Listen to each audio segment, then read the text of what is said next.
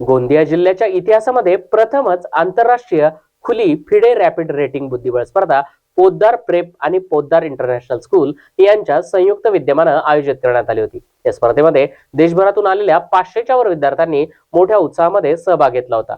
प्रत्येक खेळाडूला आंतरराष्ट्रीय स्तरावरील स्पर्धेत खेळण्याची प्रेरणा मिळावी आणि जिल्ह्यातून नवीन बुद्धिबळपटू घडावेत यासाठी ही स्पर्धा आयोजित करण्यात आली असल्याची माहिती श्रेयस निकम यांनी यावेळी दिली आहे। यवतमाळ येथे आपण प्रथम आंतरराष्ट्रीय बुद्धिबळ स्पर्धा आपण इथे आयोजित केली आहे। इथे 524 एक टोटल इथे विद्यार्थी आलेले आहेत। 543 असे काहीतरी विद्यार्थी आता आलेले आहेत आपल्याकडे। तर ऑल ओव्हर इंडियातनं जवळपास 10पेक्षा जास्ती म्हणजे अदर राज्यातनं विद्यार्थी आलेले आहेत तिथे खेळासाठी, स्पर्धक आलेले आहेत।